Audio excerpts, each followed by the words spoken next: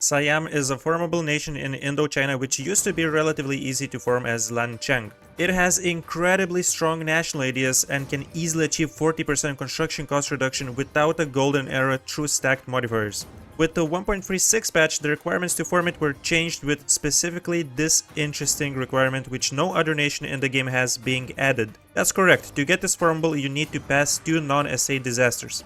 That's annoying as hell, but fortunately if you start as Khmer, you don't have to be too clever about deciding how and which disasters to start because you begin with one called the Dark Age of Cambodia. This disaster makes the game more difficult by giving you what you could call a mini bankruptcy, and today we're going to survive the Dark Age of Cambodia and one more disaster and form Siam in just 40 years without ruining the nation. Let's get right into our initial setup. So because we will soon get the Dark Age of Cambodia disaster increasing all powers cost by 25%, we can spend at least our Diplo and mill points. You can develop provinces and progress towards rebuild the towns mission, but I like to just get the general. This time it's a good one, 2 shock and 2 siege, I'll take that. And an admiral. On to our estates. We start with 33% crown lands, which is just above the average amount. But our estate setup is not going to be that much different from any other nation. We're going to grab +1 mana points for all of the estates. One of the differences will be right of donations. I like to give out this privilege for additional missionary cost reduction. You can farm up some prestige from this as well. Religious diplomats. For extra loyalty, let's get oversight by monastic orders. And speaking of loyalty, supremacy or the crown for nobility and nobility officer rights. For merchant guilds, we will grab indebted to the merchant guild loans. Tropical city planning is a really good one because it reduces development cost by 5%. And this entire area is full of tropical climate provinces. Let's also grab allow merchant guilds economic freedom and promote merchant guilds bookkeeping. We can summon the diet, and looks like we're lucky enough to get the 50% cheaper missionary strength guy if we convert one of our provinces. If you get this agenda, I would say always get this one, but there are other good options. For example, 50 admin points from this one you can get, or some ducats from developing the provinces for merchant guilds.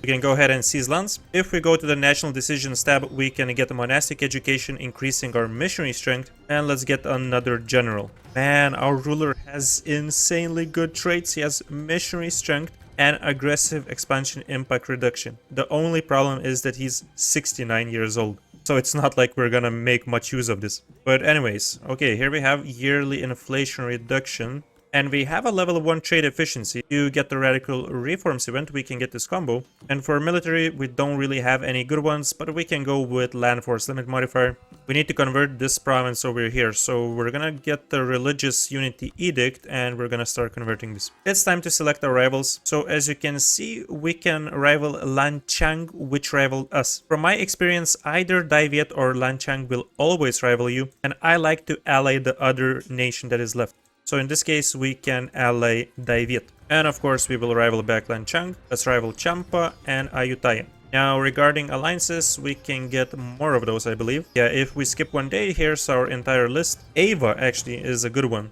And we're gonna start improving relations with Bengal, as later on we can also ally them. I would be fine with getting no alliances, but from my experience, Ayutthaya tends to declare a war on you quite early on, while you're dealing with your disaster, and it can be super annoying. So right now we don't have any claims. There's no rush to get the mercenaries. We can just grab some regular units. I'm gonna get 5 of those, and I'm also gonna queue up some galleys. Another thing we can do is go to the trade map mode to Siam trade node and select hostile trading, as this is gonna give us additional spy network construction. And we're gonna begin spying on Champa, as well as one of these stateless societies. We can actually accept this royal marriage offer from Dai Viet too.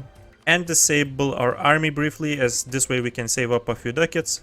There we go, we have the Dark Age of Cambodia. We will lose 2 stability, 25 prestige, and all powers costs are increased by 25%. This is actually the main reason why I think that Khmer is the best nation to form Siam in 1.37 patch. Because of that stupid requirement that they introduced in 1.36, you need to pass 2 non-estate disasters, so this is a good start, and we can later on start the Peasants War as well.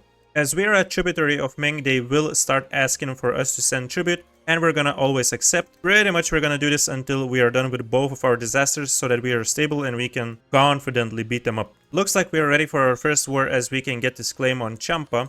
I hope that we can finish it before we have to deal with the rebels, because there's 2 factions coming up. Let's declare. So these guys have 14 ships. Let's see, can we wipe out these 2? We can, that's a good start. And then we're losing ships because they have more galleys than us. Alright. He's also gonna try to be annoying, so we will need to chase him around. Fortunately, we do have 2 generals. Come here, boy. He didn't suspect a thing and got wiped out. Before we stab back up, we're gonna wait a little bit. The more provinces we convert, the cheaper it's gonna be to do so. Interesting, Ayutthaya just declared a war on Lan Xang. You know, I'm gonna keep an eye on this and maybe get the scraps from them. Beautiful, this war is over. So I wanna point out one thing. Early game, because of this disaster, you don't want to spend any admin points scoring your provinces because it's simply way too expensive. Now, if we would vassalize Champa, it would be 56 aggressive expansion. That's quite a bit. But what we can do instead is just get their provinces. This is half the aggressive expansion. Get their cash, annex them, and we're simply going to release them. So this way we have a vassal and we don't spend anything. With this, we also have done the mission Protect the Cham, giving us a subjugation casus belli on Diviet that lasts 10 years. I'm not gonna click this yet, but in any case, I don't think we will be using it. Subjugating nations, especially such large ones as Diviet, causes just insane aggressive expansion, so we're probably gonna skip that. There we go, we got our new advisor. Unfortunately, we weren't able to get the radical reforms, but I'm gonna switch him out anyways. Converting the provinces is more important, not gonna lie. Let's go and declare a war on Koho with their buddy Jarai. We're gonna just wipe them out. Don't you run away. There we go, nice. We just keep 4 soldiers here and we can chase around the other guy. Looks like you're stuck, buddy. Nowhere to go. Okay, so we're down to -3 stability because we just lost our ruler as well. Is that not great? At least this guy has -10% stab cost modifier. Let's boost it back at least once so that we can continue declaring wars. Finally, we can start piecing out some of these boys. We're not going to core these provinces. After we finish our wars, we're just simply going to give these to our vassal Champa. Ayutthaya is about to finish the war with Lan Xang, so let's see what kind of scraps we can get ourselves. I was honestly also thinking to go for Humiliate Rival War, but even in the worst case scenario, we could like take a province or 2 and release a vassal from here, which then means we can later retake these cores from Ayutthaya. This here is not too bad. 516, I'll accept that, sure. Ayutthaya, what have you done, my friend? What the hell is this, bro? We actually have 76 aggressive expansion on them, which means that we can form a coalition. Sure, let's go. You know what? I have an idea now. Finally, we're done with the stateless societies. Man, this drained our manpower like crazy. Senvi is out, that's great. Give us some additional money, war reparations, and we can get some additional prestige by breaking their rivalries and alliances. Yep, -26 karma from all of these wars, so we definitely need to boost this up. Let's grab this option, giving us additional 10 karma and losing war exhaustion. Including us, there is now 6 nations in the coalition versus Ayutthaya. We might be able to dismantle them. It's honestly really crazy how they took so many provinces considering their traits are inspiring leader, which doesn't influence their personality, and calm, which means they're less likely to start wars. Okay boys, a general, sure, give me that. We're done with this war. I was definitely not planning to do this before Ayutthaya made the move, but we can vassalize Lan Xang themselves. This is not that much aggressive expansion, and there is an insane amount of cores that we can retake. So, we now have 2 vassals. We can grab strong duchies. It's gonna take a while until they're fully loyal, but it's alright. 18,000 units, and they're still level 3. I think we need to make the move right now, because we will be really late to get level 4 military, and if they get it first, I don't know when else we can declare. So let's not forget to give our boys some provinces. Force limit's looking good, we're up to 29, so we can get at least the free company. Consolidate these guys. Damn, look at this reconquest. This is 25% aggressive expansion and 75% cost, but if we fight the coalition war, it's 10% aggressive expansion to return the course. And of course, we get all of these guys to help us out. We can even drag in Ava to this. Alright, I can't believe I'm saying this, but let's start this coalition war, let's go. Oh, there's no way we can challenge their navy. That's not gonna happen. I think we have to get discipline. Their army is really no joke, and they also have additional cav combat ability. I don't think this is gonna be too easy of a war, even if it's a coalition one. Yeah, they're going for us, they don't pay attention to the other guys. But if they split their armies like this... Oh god, there's 4 shock general. No, boys. I don't like that, ours are not that good. I think we can try something here. Let's hope for the best, let's hope for the best. No, we're getting owned. At least we did some damage, let's get the hell out of here, boys. I wish we had better generals on our mercenaries, but this is the best one we can get. Tonkinese army. Let's grab this one. Oh, come on, Daiwiat. I was expecting they would help us, but they're just focusing the sieges. We're getting totally owned now. Let's go, man. We can do this, right? I'm sure we can at least win this battle. Our vassals are just totally stupid. I don't know what they're doing, but they're never joining us. But hey, look at that, man. We wiped 9,000 soldiers. I'm sure we can stop the siege on our capital. There we go. Now it's looking good. The coalition members are helping way more than the vassals, not gonna lie. Thank you for the 70 ducats. That's gonna be helpful. We need the cash. Nice, boys. Arakan's out. He's done, man. No more manpower. We're boosting our stability to +1. Let's also reduce the war exhaustion a tiny bit. Ayutthaya is finished, boys. They're finished. If we return all of these cores to our vassal, we only get 5 aggressive expansion. How insane is that? Honestly, if we went for a simpler reconquest, we could have took some additional provinces if we wanted to. But I'm not mad at this. Like, we can get 200 additional ducats, we can take war reparations, and we can even release a nation if we wanted to. So I'm gonna ask him to release Sukhotai. What a war this was. Lan Xang is now our most loyal vassal. And as consequence, we can now reclaim the north, giving us a subjugation casus belli on Muangfan, which is this tiny nation over here. I'm not gonna use that, so let's just complete it right now.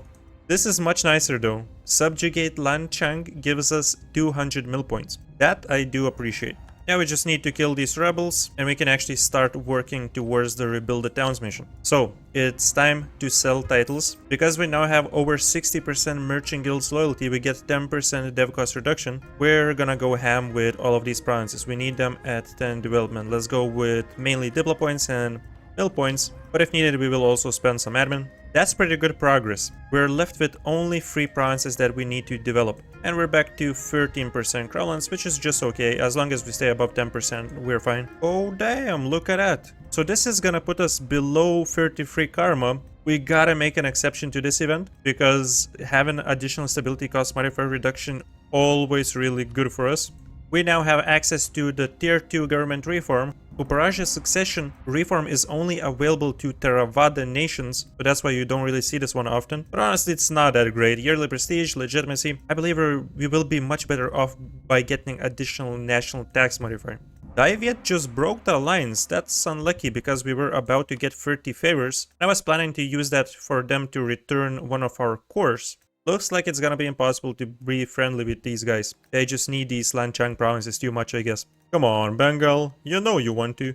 We have just developed all of the provinces to 10. We can complete rebuild the towns. So we're gonna get construction cost minus 20% and national unrest minus 2. And this is only for 20 years, but we will get this in no time. Restore Angkor, we just need 15 development here. And this will grant us another 20% construction cost reduction, so we're combining those. First of all, we need level 4 admin. And then we just need 5 more development points here. Our lovely vassal is gonna give us some admin points, thank you very much. It's here, boys, here we have it. 15 development, let's also expand infrastructure over here. Angkor is our new capital. We're now gonna begin working on affairs of faith, for which we need 5 temples. Religious unity is pretty much fixed. We're converting our last province, but now look at these prices. We can build temples for 60 ducats, and in some provinces even cheaper. It's time to spam this in our entire nation. I'm even gonna grab a couple of loans for that. I suppose we could sell titles one more time, but do we really need that? Maybe we're gonna do that in the future, but for now we can just seize.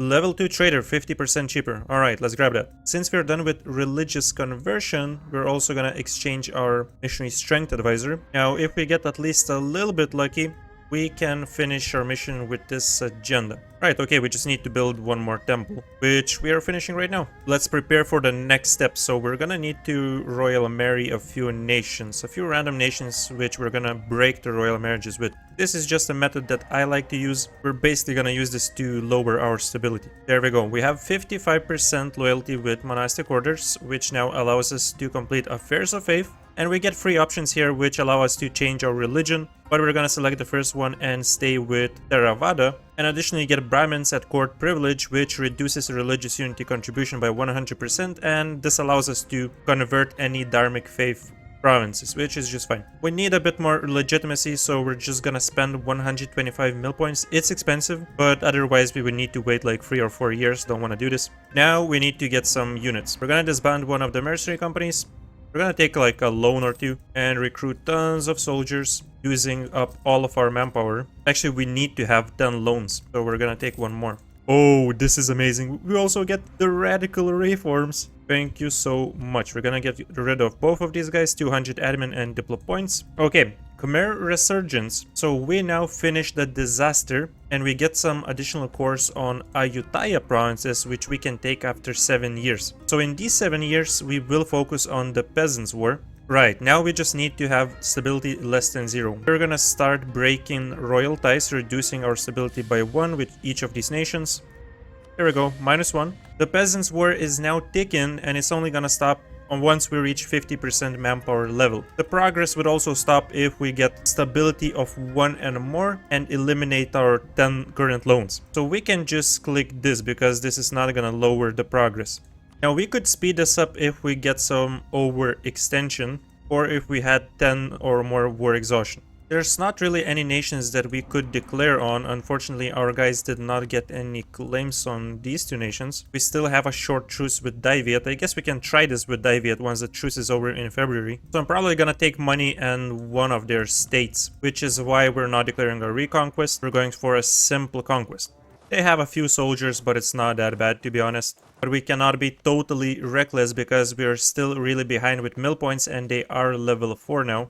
We are done with the war. We actually need to take more provinces than I expected for 50% overextension. We need to take their capital, which I guess is okay. So we're taking this. Now, coring doesn't have to be that expensive. What we will do is just wait a little bit before concentrating development. We can start coring these provinces once we have the disaster going on, because right now, with the overextension, we're getting way more progress. And honestly, we can go ahead and unlock level 5 admin technology now, which allows us to take our first idea group, and it's going to be definitely influence ideas. We want to complete the third one as fast as possible. It's going to give us diplo annexation cost -25%, and it will allow us to integrate our 2 vassals much quicker. Right, now it's time to sell titles. We will need this money. Okay, there it is. We lose all of our stability, and we begin the Peasants' War. That's a good start. We have a plus stability event. Let's upgrade our mill technology. Let's take this. Hopefully we're not gonna lose our stability quickly. We need 2 more upgrades, and we can actually refinance our loans right now, which is gonna reset us to 1% loans. Oh, come on, Ava, really? I don't want to help you with this bullcrap war. I guess we can accept, but I'm just gonna leave this at the earliest convenience. We could have got rid of that alliance. It's not that useful. Since we pretty much already crushed Ayutthaya and we still have Ming support, allies are not that important. I'm only really interested in Bengal, which we still haven't been able to get. This is honestly not too bad. Like, we don't have that many rebels. There's only a couple of factions coming up. That's it. +1 stability, which means the end of Peasants' War, and we have 2 disasters resolved by 1466. Our next focus is integrating, first of all, Lan Xang. So this is actually really good timing. We are finishing our 3rd influence idea. From our national ideas, we got 10% morale of armies. We're annexing Lan Xang, and our truce just expired with Ayutthaya, which means we can start up this war. Now in this war, we're pretty much aiming to take these 5 provinces and these 2 cores that we have. This will allow us to finish a couple of missions. They do have a few vassals, but we should be fine, as we have a massive army. Oh no, you're not gonna do this, bro. You're not doing this. You think you can bully our boys around like that? I don't think so. Come here, bro. There we go, get wrecked. I'm not gonna be shy with the mercenaries constantly consolidating our armies because of our low manpower. I guess we can also call in Ava for this, why not? Mostly what's annoying us is their allies. They're splitting up the units to occupy our provinces. Oh, he's trying to be smart, like he's gonna backstab us if we move our armies too far. There we go, we got their capital. No way, dude. He just unsieged his capital with 7%. Talk about unlucky. Get off my property. I don't want to see you here. He's done, man. Your time's up, fool. No way it's gonna be that big of a coalition. I guess before we conclude the war, we might wanna improve relations with at least a couple of these boys like Sipa and Promi, the fake Roman Empire. Monopoly company formed is gonna give us 240 ducats. Do love to see that. Our economy is just doing fine now. Alright, so war exhaustion is going through the roof. We have to end this. Whoever enters the coalition, so be it. We did manage to lower it a little bit. Alright, nice. By concentrating development, we have 35 dev in our capital now. I will be completing the Avenge Angkor mission. This gives subjugation casus belli on Ayutthaya for 10 years, but I have no desire to even subjugate them, so it doesn't really matter. Because we took all the provinces that we needed, we can complete subjugate Ayutthaya, which gives us a tiny boost until the end of the game. Liberty desire from subjects development minus 25%. Sadly, we were never able to get Bengal to be one of our friends, so we have to rival them.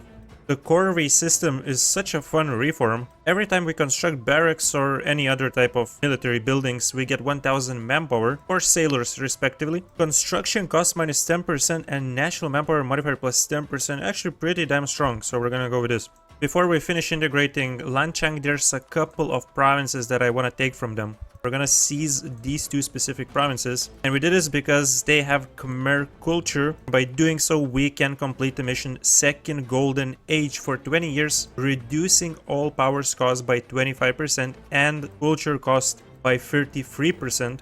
Integration is completed. Our nation is massive as hell. We can obviously state all of this up. We now have 31% development with Lao culture. We're going to promote this, and we need to get this up to 50%. So we can either develop these provinces, or we can just unstate some of our own stuff. There is this Grasslands Lao province, which is relatively cheap to develop. And obviously, we now have 25% reduction. So now we're actually going to play around that. One additional thing that we are doing is completing the agenda automatically to get additional loyalty. 10% additional development cost reduction. We need to spawn in Renaissance, so we're just going to go crazy with this province right here. We are making some real money now, nearly 15 ducats just from taxation. I mean, we did build quite a few temples, right?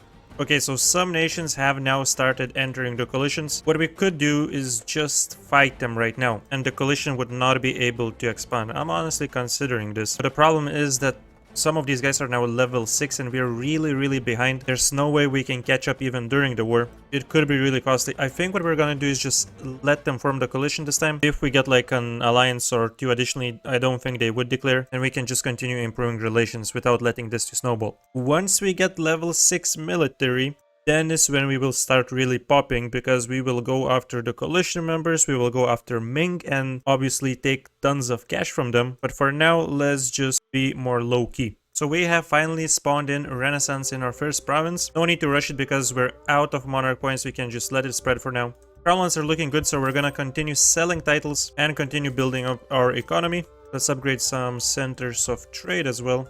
That's all it took for us to build a few more soldiers, and everybody's leaving. I think at this point we can refuse the tribute to Ming. Like, we're doing fine. I would like for them to cancel this, and we're gonna snipe them once they pass another celestial reform. By developing Lao provinces, we were only able to get to 36% of total development, so I think it's gonna be best for us to cancel a couple of states. There we go, 52%. Let's shift now. So guys, now that we have Lao culture as our primary one, and it is in the Thai culture group, we have two new national decisions. First of all, restore Lan Xang. We could do this right now.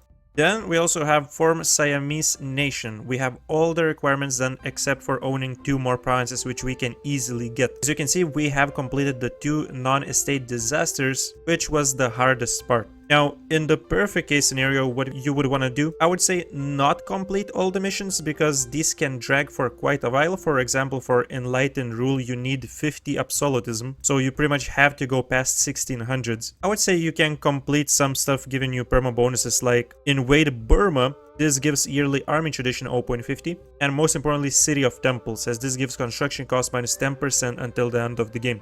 Then you can restore Lan Xang, complete some of their missions. For the purpose of this video, we're gonna click this right now. We're also gonna grab new traditions and ambitions. And basically, after you take what you need from the Khmer mission tree, you can get additional rewards from this one. And there it is, 1,000,000 elephants gives you cav cost reduction and cav to infantry ratio. And on the way, you can also get some other cool stuff like tolerance of true faith. You can get some monarch points. Alright, we took one of the provinces. Now we're on to the last one that we need. We have a couple of nations in this war, but once again, we're rich as hell. We have 50,000 soldiers by now. For nations like Ayutthaya, doesn't matter if they're level 7 military, they can't do anything about it. I feel bad for them.